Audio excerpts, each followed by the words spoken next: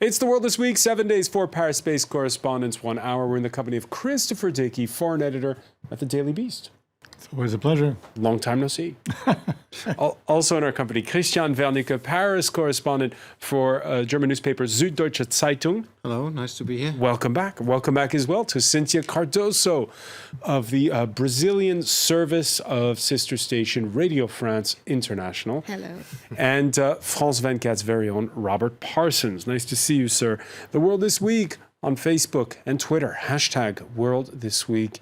It was 2:46 p.m. local time this Friday, Japan, remembering the 18,000 killed 5 years ago today, first by an earthquake measuring 9.0 on the Richter scale, then a tsunami, which most notably triggered the world's biggest nuclear disaster since Chernobyl.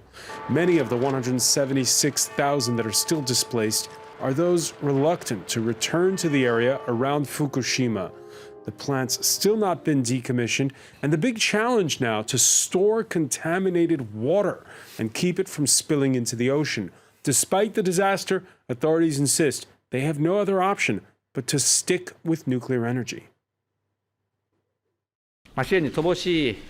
Our resource-poor country cannot do without nuclear power to secure the stability of energy supply, while considering what makes economic sense and the issue of climate change. Christian Wernicke, how much has Fukushima changed public perception? I think worldwide it has changed public perception a bit because we're rebounding now. And most of the countries, not in the country I know the best. In Germany, certainly, there's the already existing skepticism against nuclear energy was reinforced. But we see in many other countries that countries are going back to use nuclear energy. They're building new reactors, new power plants. In Germany, it has been quite different, and it's almost one of these German exceptions. I mean, it's almost an identity question in Germany nowadays, and we will see it in the upcoming elections that Fukushima is the reason why we had in one of the main regions of Germany for the first time a green prime minister, and things like that are. Yes, they are specific, and you cannot imagine that ever happen in France, I guess. This was you were alluding there, and we'll talk about it later. The regional elections that are coming up in Germany this weekend in 3 states. In 2011, in the wake of Fukushima, it was Germany's chancellor who took the most radical step around the planet. My view on nuclear power has been changed by events in Japan. Things will be very different after this temporary ban, and that's why we must now draw the necessary conclusions from the events in Japan in terms of our use of nuclear power here in Germany. But as Christian Wernicke just said, Christopher Dickey, there was the initial shock of what had happened, and then time moves on, new plans to build new reactors around the world, most notably in China. Well, yes, in China, which is also burning a lot of coal and has a lot of environmental issues because they need a huge amount of energy, and they'll get it almost any way they can, although they are trying to do a better job than they used to. Look, the problem is, the complicating factor in all this is that energy prices have been going up and down like a roller coaster. When energy prices were in the $100 a barrel range for oil, all kinds of things became feasible in terms of alternative energy supplies.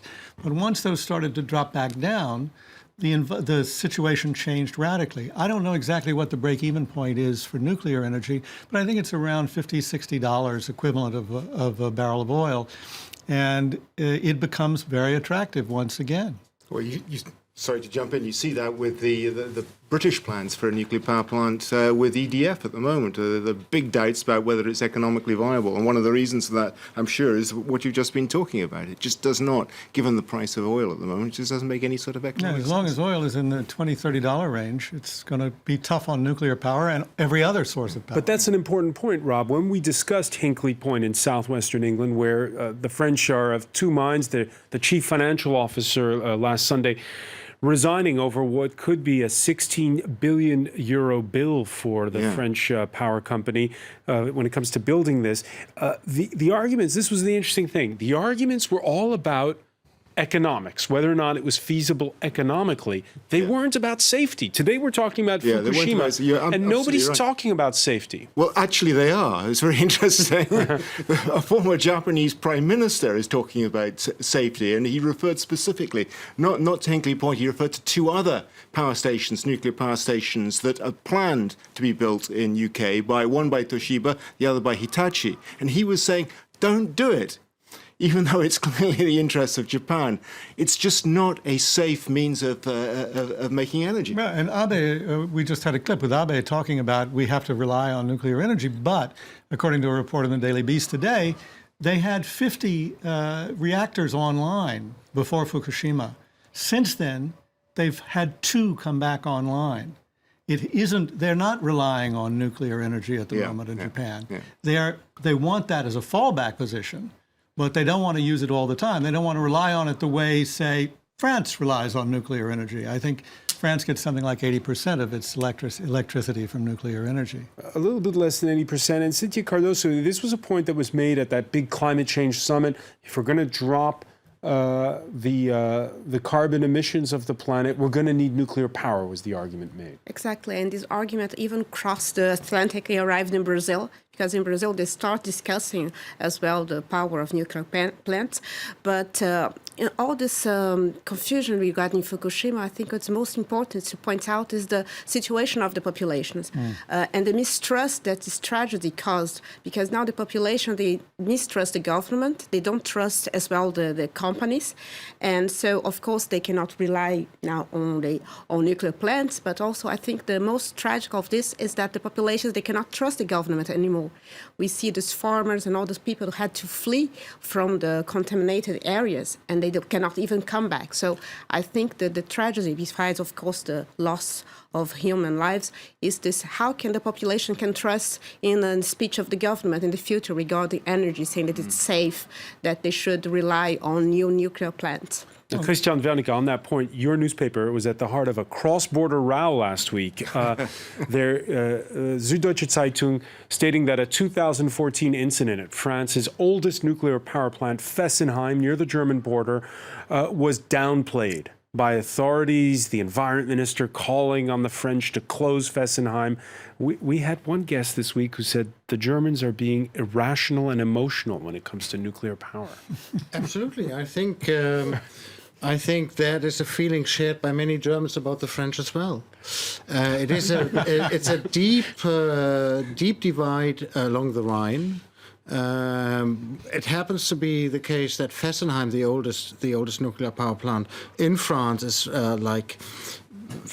it's 10, 20 kilometers of not huge, but smaller German cities. And there are many, not only NGOs, but representatives of almost all parties in southwest Germany that are demanding to close down Fessenheim. And we know exactly that the reason why France is not doing this is not about being really sure about the safety, but being more calculating on in election terms, and that we don't close. But it was a campaign promise. It was a campaign promise of François Hollande. He said, "I'll close Fessenheim during my mandate." But you know how this is. I mean, we are 3-4 years away from the last election. We are now caring for the next election, and the next election is 2017.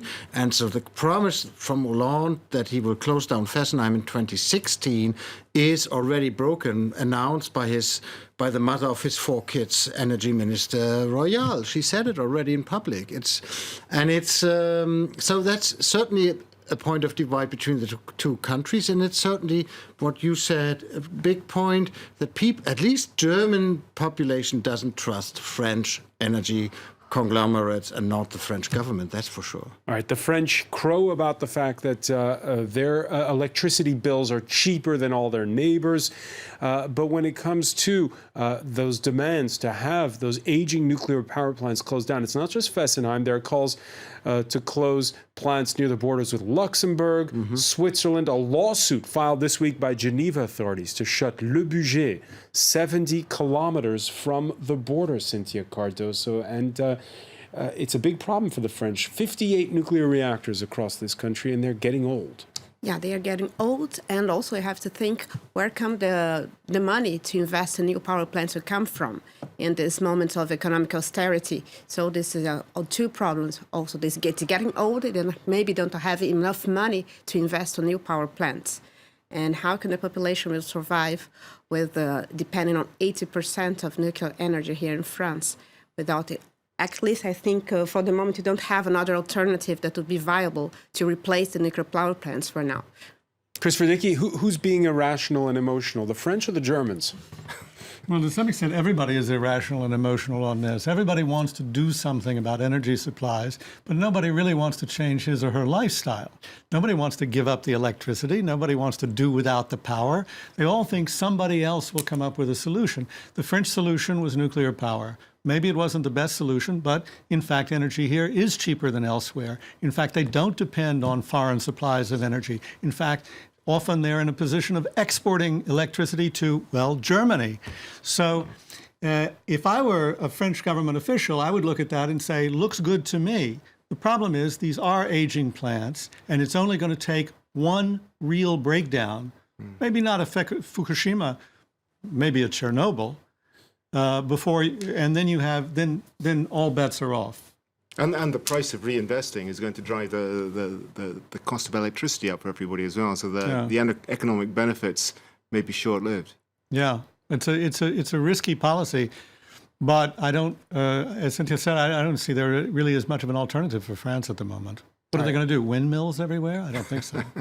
Angela Merkel changing the course of Germany with the shutting of nuclear plants and changing the course of Europe, first with her decision to welcome Syrian refugees this past summer, and now by signing on to a tentative deal to send back all migrants and refugees to Turkey for processing. Rob Parsons, there's a lot of anger about this move, and it looks like it's fairly consensual among the 28. We're heading towards another summit next Thursday in Brussels, and it's looking like among the 28, they are going to approve this deal. Well, it looks like they're going to approve it. We don't really know yet what the deal is going to be precisely. Who, for instance, is going to take the refugees? Hungary has made it absolutely clear it's not interested. Slovakia is not interested. Slovenia's, etc., etc., etc. Presumably, the onus is going to be on Germany, Sweden, perhaps to a degree France, though the French aren't particularly enthusiastic about it either. But I think what this amounts to now is it's a sort of a lowest common denominator deal. Everybody agrees it's got a bad smell. But what's the alternative at the moment? The UNHCR goes further. They say this contravenes international law. Well, they go that much further, but as yet we don't have the details of the agreement. I think their assumption, in a way I think they're firing a warning shot across the EU's bows to prevent this happening, is that there will be mass expulsions, which I think quite clearly the UNHCR would find unacceptable. Will this deal fly? Christian Wernicke? I have serious doubts, and I have to say I may take a point of view here which is pretty un-German, but one concern is certainly if you create this MAF movement, you send one Syrian refugee from Greece back to Turkey, and then in exchange you send another one from Turkey to Central or Western Europe. How do you select these guys? I mean, the asylum is an individual right. Secondly, if we think about this, is the basic idea of this is we have been watching what is going on in Calais in France for many years. What we are doing here, what we are thinking here about, is turning Turkey into a big Calais. I mean, if you have been concerned about what you see at the border between at the channel between England and France, well, can you imagine what's going on in Turkey between Turkey and Greece? And thirdly, what I'm personally concerned about is if we close that route, will we have another one going then from Albania to Italy, or will we have reinforced catastrophes between Libya and southern Italy? I mean, I honestly have to say, as a journalist who's, well, we're always criticizing, I have no solution to this problem either. Chris Wernicke, turning Turkey into a giant Calais. Well, there, in fact, there are two countries that before 2011 were already giant Calais, Morocco and Libya. Libya, of course, which has now descended into chaos. And there, too, there was this sort of Faustian pact, wasn't there, at the time, between the EU and Libya to keep refugees and migrants out. Well, you know, look, I mean, there are so many problems to talk about here. If we're talking about North Africa, particularly Morocco, we're not talking about Syrian refugees. We're talking about African refugees. And they're not necessarily refugees from war zones. They're refugees from horrible countries that are badly ruled, where the economy sucks. And they want to come north to Europe. Europe can't take all those people. It just cannot. So it has to find ways of stopping them from coming. And it's a very difficult situation. It's an ugly situation, but it is not the Syrian situation. The crisis now is because of the Syrian refugees and then people who've sort of glommed on to that refugee flow and tried to get in along with them. And the question about Syria, and especially Syria and Turkey, is, what is Turkey's responsibility here? Turkey did a lot to stoke the war in Syria. It did a lot to support the jihadists there. It did a lot to keep that war going, and yet it never wanted to intervene to stop the conflict. It has accepted, or it has wound up with, more than 1.5 million refugees. That's a terrible thing, but Turkey is a pretty big, rich country. I think Turkey can handle it, and I don't think Turkey is going to be Calais. Maybe they'll create zones that look like Calais, but Turkey itself is not Calais. And the Syrian refugees themselves are also not coming, like a lot of the refugees or people who are migrants who are coming from sub-Saharan Africa and other places. They are educated. A lot of them are multilingual. A lot of them have gone to college. A lot of them have degrees. Those are the ones actually that Germany wants. The Germany that Merkel is thinking about when she talked about letting. Buy that argument. I mean, there is no economic motivation for the Germans to invite refugees. Really? Germany is a decrepit country. Everybody's getting old there. It's an argument used in France day and night by all parties. It's used in Germany. For the Front National and the Parti de Gauche, but it's not the. You mean everybody's really young in Germany and it's dynamic and nobody's getting old there? No, absolutely. That's not what I mean. What I mean is, it is easier for the Germans to accept it, but it was never a motivation to invite any refugees to Germany. That's not to invite them. That's something. But if you are going, especially in France, if you're faced with a narrative that's really no, but that's wrong. not what I'm talking about. Why you have to take that's not what I'm talking about. You have the situation, you have the crisis. The question is, do you say no to all of them, or do you say, if you're Germany, this is an aging country, we need the dynamic youth of other countries to build it? Now, honestly, I think this is more an explanation that the French need to understand the Germans. It's not a German rationale. Merkel's used the argument herself. She is using it as an excuse after she has opened so we the border. can't. So we're saying Marine Le Pen is saying this and Merkel is saying this, but you're not saying this. Is that what we're? Merkel is not saying it as a rationale for following up this policy. She is saying it and one of her arguments, which basically is, we can do this, but it's not. That is why we do it. You see, there's a difference. And why is it? We can cope with it. So Germany is doing this, accepting hundreds of thousands of refugees out of the goodness of the German heart? Not because of the goodness of the German heart, but because we believe in a constitution that says there's an individual right for asylum, and that's written in the constitution. All right, we're going to pick up on this when we come back. Stay with us. You're watching The World This Week.